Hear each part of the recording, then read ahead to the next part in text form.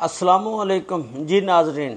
लाहौर शाद बाग दे विच 8 मई नूं एक सगा बाप अपने घर आंदा, जिस वेले बच्चों दे कोल पहुंचदा, दो उहदे बेटे हुंदे ने, उन्हां दे कोल आके बहिंदा ते अपणियां नूहां नूं कहंदा कि तुसीं छत ते उपर वाली जिहड़ी मंजिल आ उत्थे चलो ते मैं भी पिछे आ रहा। ते ये पिस्टल लैके आया हुंदा ते पिस्टल कढ़दा ते कढ़ के ते ठा ठा अपने दोनों बच्चों नूं फायर मार। उहदी की वजह बनी, मुकम्मल तफसीलात कि एक सगा बाप अपनी ही औलाद नूं क्यों मार दिंदा, जिन्हों जम्मिया पालिया बड़ा कीता ते जदों उन्हां दी शादी हो गई, अगों बच्चे हो गए ते उन्हां पोतरियां दा भी ख्याल ना कीता ते दोनों बेटियां नूं फायर मार दिंदा।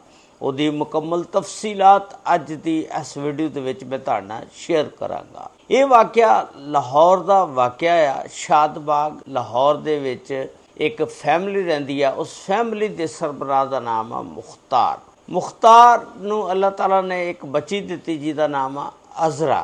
अज़रा जिस वेले जवान हुई, हुण मुख्तार ने सोचा कि इहदी शादी कर देनी चाहिए। जदों अज़रा ने शादी के बारे दे विच पुछया, अज़रा ने कहा कि मैं एक लड़का अपने गली महल्ले दे विच ही रहिंदा लियाकत, मैं उहदे नाल शादी करवानी। उहदा वालिद कहंदा कि बेटा वो जिहड़ा लड़का लियाकत आ वो बहुत आवारा किस्म का लड़का आ, सही नहीं हैगा, नशई टाइप आदमी आ, तू उहदे नाल शादी ना करवा। अज़रा जिहड़ी है एक बड़ी जिद करने वाली लड़की सी, लेकिन वो ना मन्नी। उन्हें अपनी जिद की बिना ते अपने अब्बे नूं कहा कि मैं शादी अगर करांगी ते उहदे नाल ही करांगी। उहदा वालिद हुण मुख्तार जिहड़ा उहदे नाल शादी करने वास्ते एग्री नहीं सी हैगा।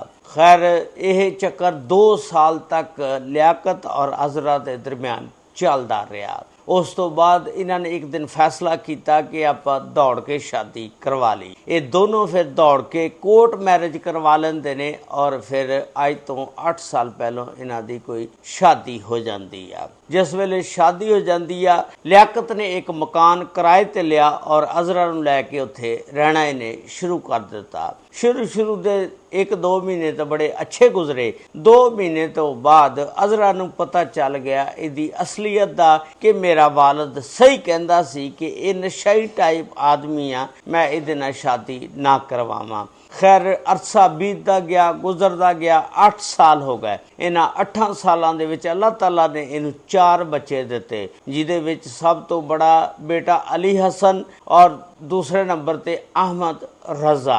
आस्ता आस्ता टाइम गुजरता गया, वक्त गुजरता गया। हुण अज़रा दे घर दा गुजारा नहीं सी चलदा, फिर बच्चे भी हो गए ते गुजारा करना मुश्किल हो गया। अज़रा ने सोचा कि मैं क्यों ना खुद नौकरी कर ला। अज़रा ने एक मैडिकल स्टोर दे उत्ते नौकरी कर ली और मैडिकल सेंटर दे विच जाना शुरू कर दिता। उस तो बाद जिहड़ी तनख्वाह लैके आंदी उहदे नाल घर दा गुजारा करदी। एक दिन ऐसा टाइम आया कि लियाकत जिहड़ा अज़रा नूं कहंदा कि पैसे मैनू दे, मैनू पैसे चाहिए हैं, मैं नशा करना आ। खैर अज़रा जिहड़ी आ उहदे नाल लड़दी आ, झगड़दी आ, उहनूं पैसे नहीं दिंदी। इस तरह इन्हां दे घर लड़ाई झगड़ा चलदा रहिंदा। एक दिन ऐसा वक्त आ गया कि उन्हें अज़रा नूं चंगा मारिया, कुटिया ते सटां सुटां चंगियां लग गईयां।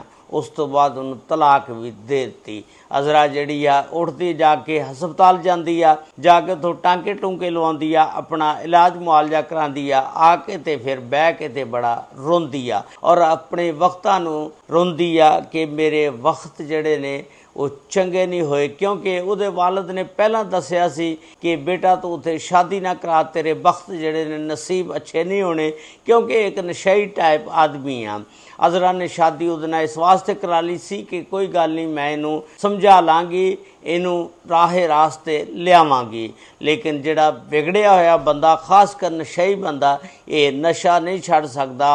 इस तरह अज़रा उस दलदल दे विच फस गई ते जदों उहनूं तलाक हो गई ते आके बहुत रोंदी आ। ते फिर एक डॉक्टर बिलाल हुंदा जिहड़ा उस मैडिकल सेंटर ते आंदा जांदा, इहदी उहदे नाल मुलाकात हुंदी आ। डॉक्टर बिलाल जिहड़ा इहदे गुजरे हुए वक्त नूं सारे नूं जानदा सी। इन्हें डॉक्टर बिलाल नूं दस्या कि इस तरह मेरी तलाक हो गई है ते एवें हो गया। डॉक्टर बिलाल ने कहा कि तू परेशान ना हो।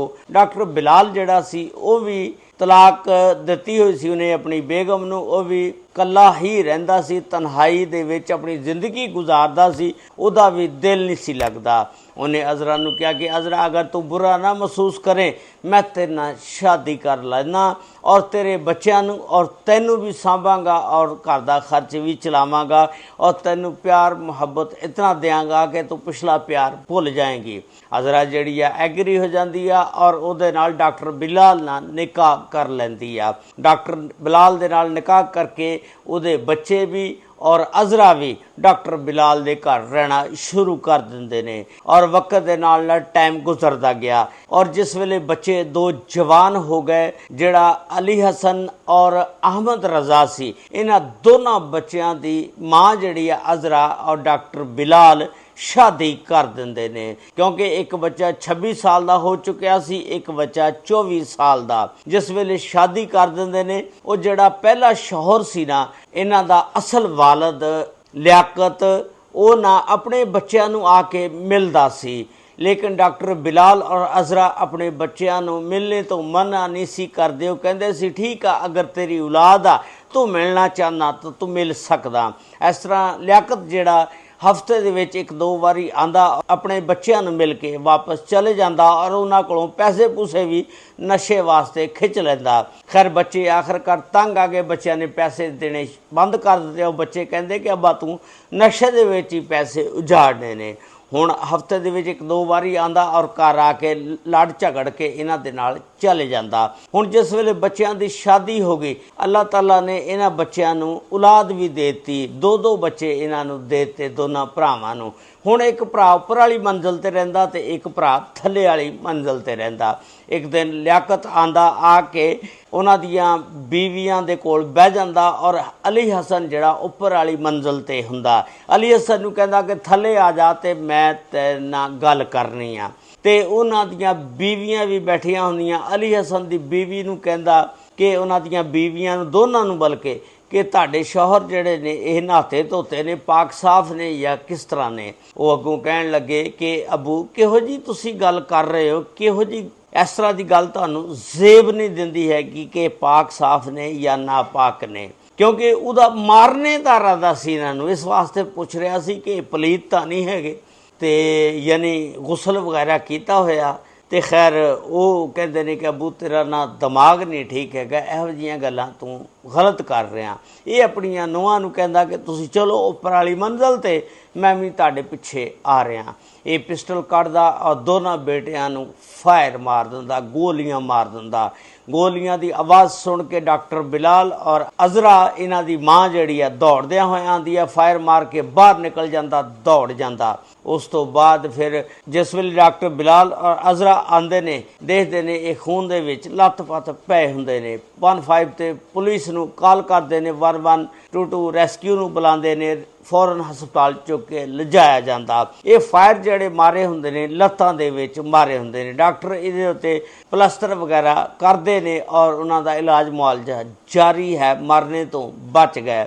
उस तो बाद फिर एक FIR थाना शादबाग दे विच मां अजरा दी मुद्दईयत दे विच दर्ज हुंदी आ और पुलिस फिर इस शौहर नूं, इहदा जिहड़ा साबका शौहर आ लियाकत बच्चों का वालद, उन्होंने गिरफ्तार कर लैंदी आ। ये सी अज दा वाक़या जिहड़ा मैं तुहाडे नाल शेयर कीता कि नशा जिहड़ा बड़े बड़े घर तबाह हो बर्बाद कर दिंदा। ये नशे की वजह दे नाल इन्हें अपने बच्चों नूं लत्तां दे विच फायर मार दिते और उन्होंने हमेशा लई रोगी कर दिता। इस वीडियो के बारे दे विच तुसीं अपनी राय का इजहार जरूर करना और चैनल सब्सक्राइब, लाइक और शेयर ज़रूर कर देना। अगर फेसबुक पेज ते वीडियो देख रहे हो तो फेसबुक पेज नूं फॉलो ज़रूर कर लेना। अल्लाह ताला सब ते रहमत फरमाए, अल्लाह सब नूं बुरे वक्त तो बचाए। आमीन सुम्मा आमीन। अस्सलामु अलैकुम व रहमतुल्लाहि व बरकातुहू।